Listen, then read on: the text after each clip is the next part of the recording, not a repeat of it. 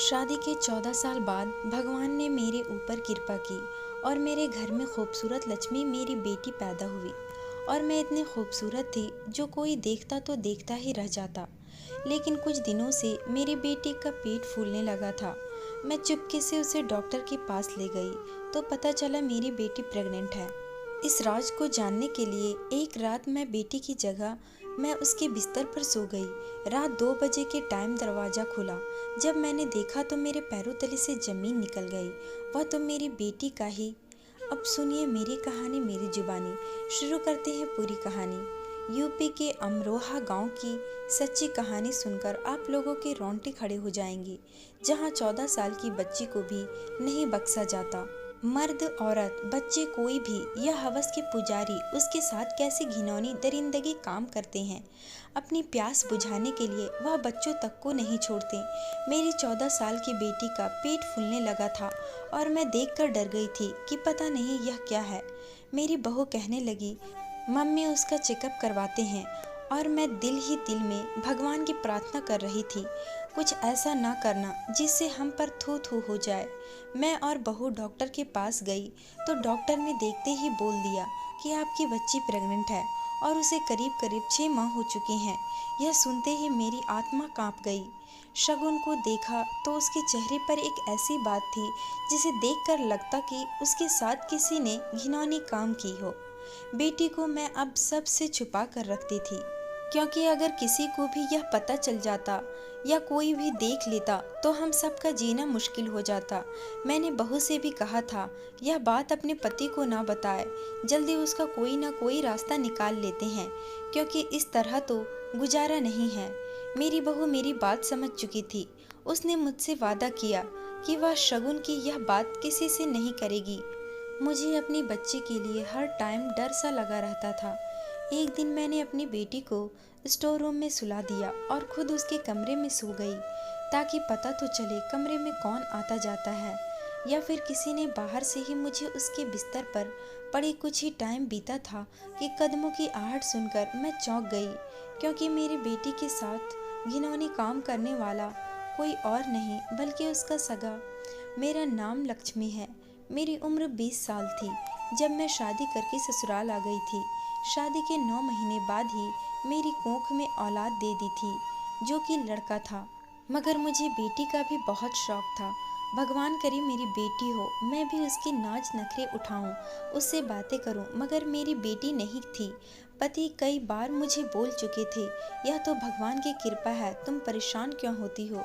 अगर हमारे नसीब में बेटी का प्यार हुआ तो बेटी ही आएगी, वरना जो भगवान जो चाहे वह दे। तुम हर टाइम रोती ना रहा करो। हर काम में भगवान की कोई ना कोई मर्जी छुपी होती है। हो सकता है उसी में कोई अच्छाई हो। भगवान के फैसलों पर यकीन रखना सीखो। मैं जब भी कभी बेटी का नाम लेती तो पति इस तरह मुझे समझाते थे।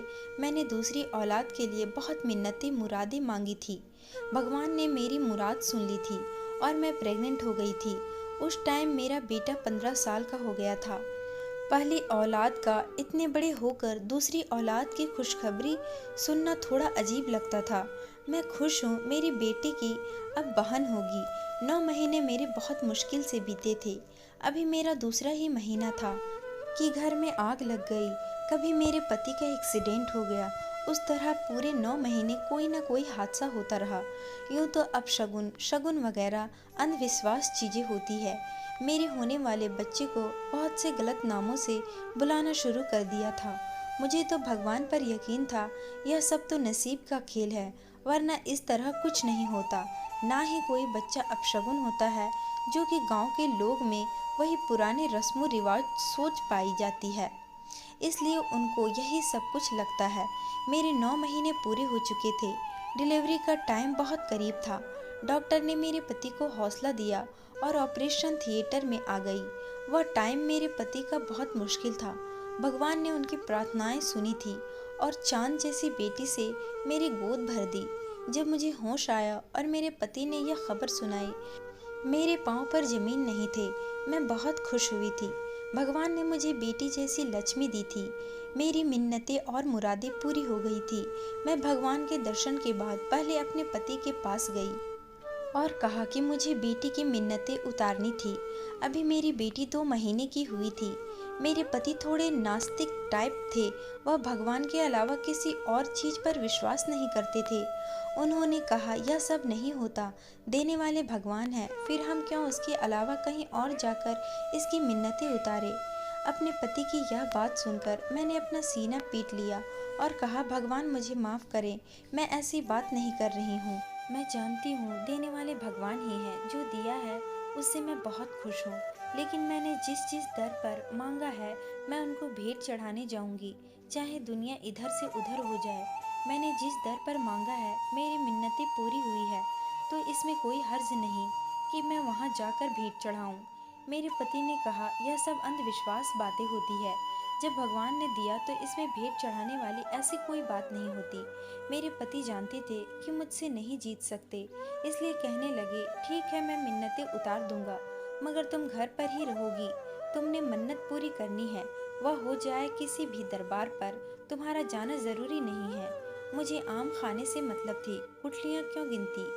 उसी पर मैं राजी हो गई और पति से कहा ठीक है, आपकी जैसी मर्जी आप कर लें। मैंने अपनी बेटी का नाम शगुन रखा था। सभी मेरे नाम पर हैरान थे, यह कैसा नाम है, मगर मुझे अपनी बेटी शगुन से कम नहीं लगती थी, इसलिए मैंने उसका नाम ही इसी पर रख दिया। लेकिन इसका असल नाम पीहू निकला था। पीहू भी कहते थे, पीहू बुलाया करती थी।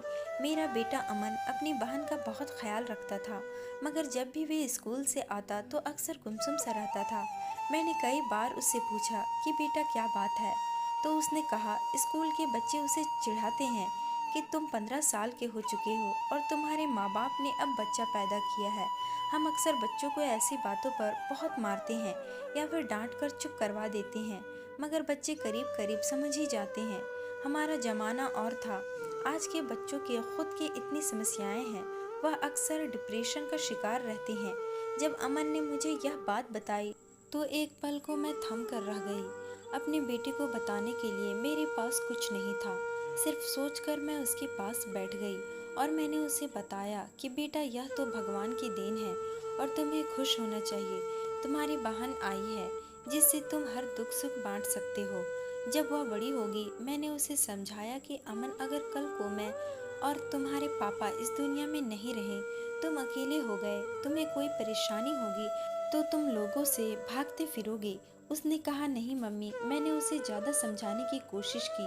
तब वह बात अपनी बहन से कर सकते हो, वह किसी को नहीं बताएगी और तुम्हारा ख्याल रखेगी जैसे मैं रखती हूँ। अपनी बहनों के लिए भाई बहुत प्यारे होते हैं। अमन में थोड़ी तसल्ली हुई थी, यानी उसे मेरी बात समझा चुकी थी। शगुन से हम सब बहुत प्यार करते थे। वह दिन ब दिन खूबसूरत होती जा रही थी।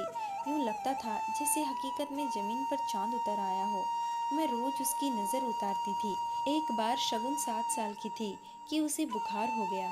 हमने गांव अमरोहा के सभी शहर छान मारे, डॉक्टर से इलाज करवाते रहे, मगर उसे आराम नहीं आया। तंग आकर गांव में एक जोगन थी जिसका नाम बहुत सुन रखा था। वह बच्चों का झाड़ फूंक किया करती थी। शगुन को लेकर वहां गई तो जोगन मेरी बच्ची को देखते ही कहने लगी, लक्ष्मी इसका चेहरा छुपा कर रखा करो, किसी दिन तुम्हारी यह बच्ची किसी अपने के हाथों तबाह हो जाएगी। कई बार उसके रिश्ते घर आ चुके थे, मगर मुझे अभी मैं छोटा सा अमन ही लगता था। कई बार मुझे रिश्तेदारों में लोगों ने कहा कि बेटे की शादी जल्दी कर लो, वरना ऐसा ना हो कि वह किसी और जात की लड़की को बहू बनाकर तुम्हारे घर ले आए। यह बात सुनकर मैं डर गई थी। मैंने बेटे की शादी के लिए रिश्ते देखना शुरू कर दिया। जब अमन को पता चला तो उसने कहा, अब मम्मी आप जब कहेंगी मैं कर लूँगा, जहाँ कहेंगी कर लूँगा। मेरे पति की तबीयत भी खराब रहने लगी थी। उन्होंने बेटे का रिश्ता गांव में ही तय कर दिया था। लड़की पढ़ी लिखी नहीं थी। मैंने जब इस बात के लिए कहा तो पति कहने लगे कि मैं अब जुबान दे चुका हूँ और लड़की अच्छी है, हमारी सेवा करेगी, अमन को भी खुश रखेगी। तुम्हें किस बात का डर है। शगुन भाई की शादी का सुनकर बहुत खुश हो गई थी। उस टाइम वह 13 साल की थी जब अमन की हमने शादी कर दी और रिया को बहू बनाकर घर ले आई। रिया घर गृहस्थी संभालने में बहुत माहिर थी। शादी के 2 महीने में वह हम सबका दिल जीत चुकी थी। मैं तो उसे आशीर्वाद देती न थकती थी कि चलो भगवान ने इतनी प्यारी बच्ची मेरे बेटे की दुल्हन बनाकर भेजा है। शगुन हर टाइम भाभी भाभी करती रहती। रिया के आने के बाद भी अमन शगुन को ज़्यादा टाइम देता था जैसे शादी से पहले देता था।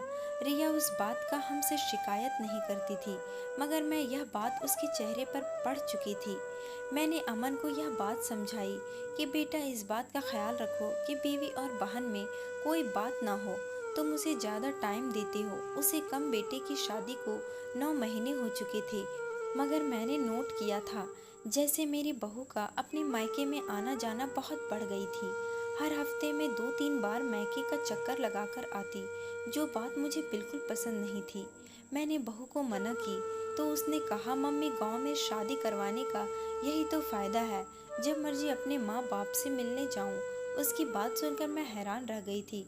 बहू की बातचीत मुझे अब एक आंख नहीं भाती थी। मुझे ऐसा लगता था जैसे मैं कुछ ज़्यादा सोच रही हूँ। एक दिन मोहल्ले में किसी के घर कीर्तन थी तो मैं वहाँ चली गई तो मुझे एक औरत ने कहा, लक्ष्मी तुम्हारी बहू रिया ढेरों के घर क्यों जाती है? तुम जानती नहीं वह लोग कितने खतरनाक है, पूरे गांव में उनकी डर है, तुम उसे मना क्यों नहीं करती? यह बात सुनकर मैं डर गई थी क्योंकि बहू ने तो कभी ढेरों के घर जाने बारे में मुझे बताया ही नहीं था। घर आकर भी वे बात सोचती रह गई, मगर मुझे कोई जवाब न मिला। शगुन भी उस दिनों चुप चुप रहने लगी थी। उसकी रंगत पीली पड़ने लगी थी। मैं बच्ची को देखकर परेशान थी और डॉक्टर के पास ले जाना चाहती थी। बहू ने रोक दिया कि वैसे ही खाने पीने की कमी है, 7-8 दिन उसे अच्छे से खाना खिलाऊंगी पिलाऊंगी तो देखना मम्मी कैसे ठीक होती है। मैं उसकी बात सुनकर थोड़ा तसल्ली में हो गई थी। शगुन को बहू पिछले 7 दिनों से ताकत वाले फल फ्रूट खिला रही थी, मगर वह दिन ब दिन सूख कर कांटा बनती जा रही थी। मेरी बहू मुझसे पूछकर उसे अपने घर ले गई कि मम्मी उसका वहाँ दिल बहल जाएगा। मैंने भी बच्ची को जाने की परमिशन दे दी थी, चलो ले जाओ शगुन को। मगर अब उसको देखकर कोई नहीं कह सकता था कि वह पहले वाली शगुन है। दिन बीते जा रहे थे और उसकी तबीयत में कोई फर्क नहीं आया। मैंने कई बार पति से इसके बारे में कहा तो कहने लगे शहर ले चलते हैं। अमन जिस दिन घर आता है, अमन अब हफ्ते 10 दिन के बाद घर आने लगा था। दफ्तर में शायद काम बढ़ चुका था। शगुन का जन्मदिन था, वह पूरे 14 साल की होने वाली थी। उसके जन्मदिन में थोड़े ही दिन रह गए थे। मैं और मेरे पति बहुत खुश हैं, मगर शगुन पहले की तरह अपने जन्मदिन का सुनकर खुश नहीं हुई थी। वह हर टाइम एक ही पोजीशन में घूरती रहती थी। कोई भी बात करे तो एकदम खोई खोई सी बात करती थी। कई बार मैंने देखा कि मेरे बहू उसे स्टोर रूम में ले जाती है और काफ़ी देर बाद वहाँ से निकलती है। एक दिन जब मैंने बहू से पूछा तो कहने लगी मम्मी मैं तो उसका ध्यान बटाने के लिए पुरानी चीज़ें दिखाती हूँ। मेरा दिल हर टाइम घबराता रहता था। तब उसका पेट बढ़ता हुआ जा रहा था। देखने वाले को लगता था जैसे वह प्रेग्नेंट हो चुकी है। उसे 6ठा महीना लगा है। शगुन का फूला पेट देखकर मैं डर गई। मैंने बहू से कहा कि तुम बच्ची को अक्सर अपने घर ले जाया करती हो, वहाँ कुछ हुआ है क्या? उसने मुझसे कहा कि आप मुझ पर इल्ज़ाम लगा रही हो। जब से इस घर में आई हूँ मैंने उसे अपनी बहन समझा है। मैंने यह बात उसे कहीं भी कहने से मना किया था। शगुन से कुछ पूछती तो वह बस छत की तरफ देखती रहती, कोई जवाब नहीं देती। अगर यह बात घर से बाहर चली जाती तो ना जाने पूरे गांव में हमारी इज्जत की कैसी धज्जियां उड़ जाती। पति तो मुझे जिंदा ही गाड़ देते। मेरी लापरवाही की वजह से यह सब हुआ है। मैं और बहू से उस रात के टाइम से छुपाकर डॉक्टरनी के पास लेकर गई तो उसने देखते ही ऐसा राज खुलासा किया, मैं तो जैसे ज़मीन में धंस गई। उसने देखते ही मुझे बोल दिया कि आपकी बेटी प्रेग्नेंट है और 3 महीने में ही यह बच्चा जन्म देने वाली है। मैं यह बात सुनकर मेरा दिमाग सुन्न हो चुका था। मैंने डॉक्टर से कहा कि आप एक बार टेस्ट तो करके देखो। वह गुस्सा हो गई। क्या आपको मेरी बात पर यकीन नहीं है? क्या डॉक्टर आप हैं या मैं?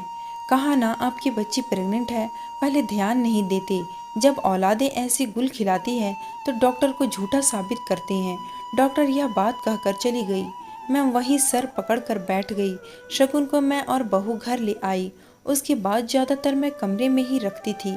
अमन शगुन के लिए पूछता, मैं झूठ बोल देती और अपने पति से भी कहती कि वह अपनी मौसी की तरफ रहने गई है, कुछ दिन में लौट आएगी। बहू बहुत खुश थी क्योंकि अमन उसे शहर लेकर जाने वाला था। उसने मुझे कहा कि अब ऐसे मेरा गुजारा नहीं है। रिया को मैं लेकर शहर जाऊंगा। थोड़े थोड़े दिन बाद आपसे मिलने आता रहूंगा। मैं तो रो रही थी कि बेटा बीवी को लेकर अलग हो चुका है और शगुन मेरी इतनी खूबसूरत बच्ची को पता नहीं किसकी नज़र लग गई है। इतनी छोटी उम्र में प्रेग्नेंट हो गई है। मैंने कई बार शगुन से सच पूछा मगर वह गायब दिमाग से सब सुनती रहती थी। मैं बहुत परेशान थी। उसी दिन सोने के लिए लेटी तो झट से मुझे उस जोगन की बात याद आ गई जिसने शगुन को बुखार का झाड़ फूंक किया था। जिसने कहा था कि वह अपनी बेटी को छुपा कर रखो वरना यह औलाद मेरा मुंह काला करेगी। उसी जोगन की बात बिल्कुल सच्ची। जिस औलाद के लिए मैंने इतनी मिन्नतें की वही बुढ़ापे में मेरी इज्जत की धज्जियां उड़ा गई थी। सुबह नाश्ते के बाद मैं बहुत से झूठ बोलकर उस जोगन की तरफ आ गई। हो सकता है वह जोगन हमारी मदद करे और किसी तरह मेरी जान उस मुश्किल से निकल आएगी। मगर मुझे उसके ठिकाने पर आकर पता चला कि वह तो दूसरे गांव जा चुकी है। मैं मायूस होकर घर लौट आई और बहू से कहा कि मुझे डॉक्टरनी के पास ले चलो, हो सकता है वही मदद करे। मैं और बहू जब उसके पास आए तो उसने मेरी बच्ची का बच्चा नुकसान करने से मना कर दिया।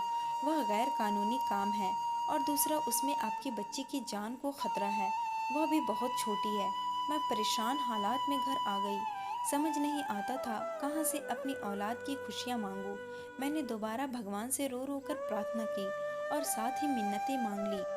उस दिन फिर जोगन की तरफ आ गई और भगवान की कृपा ऐसी हुई कि दूसरे गांव में वह मुझे आसानी से मिल गई। जब मैंने उसे सारा किस्सा सुनाया तो उसने मुझे एक दवाई दी, वह बच्ची को पिलाओ और उसके साथ ही बच्ची के बिस्तर खुद सो जाओ।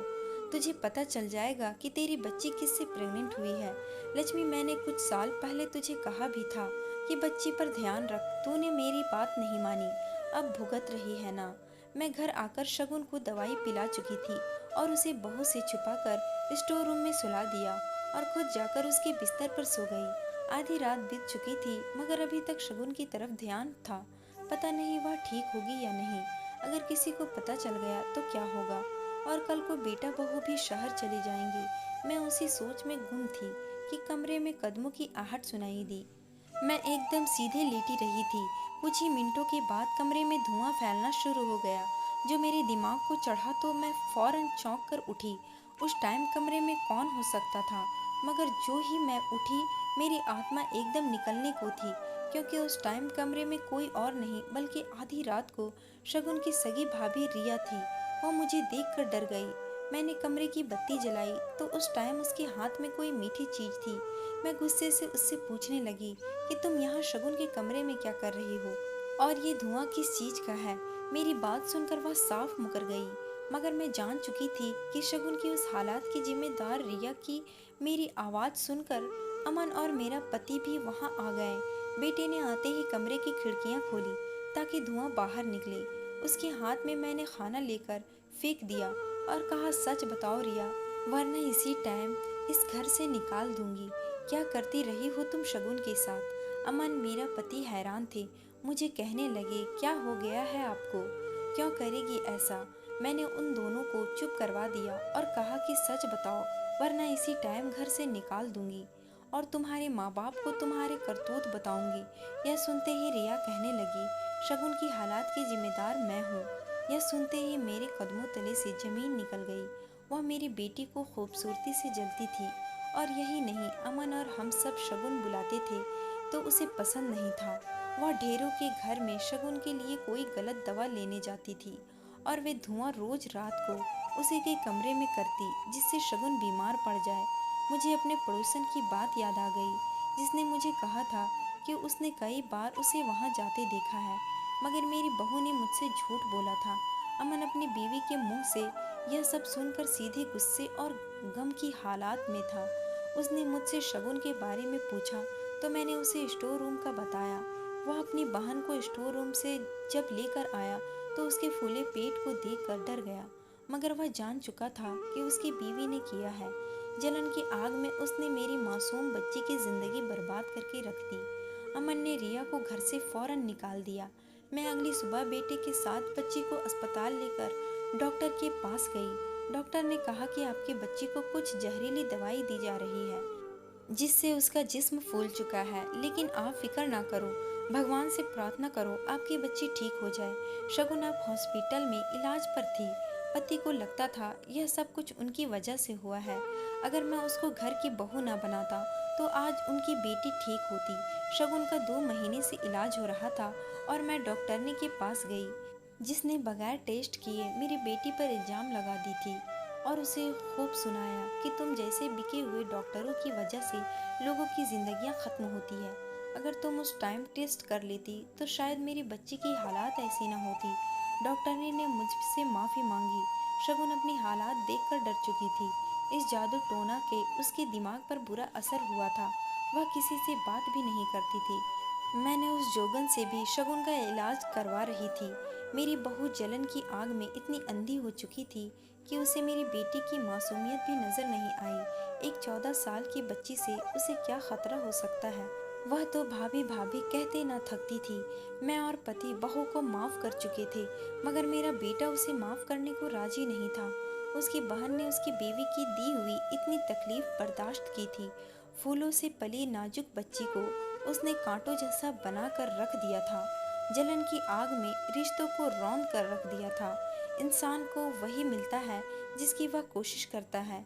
मोहब्बत तो कमानी पड़ती है या फिर नसीब की बात होती है। इसी तरह जलन बदले से हम कभी भी किसी का दिल नहीं जीत सकते, बल्कि दिलों से उतर जाते हैं। जैसे मेरी बहू उतर गई थी।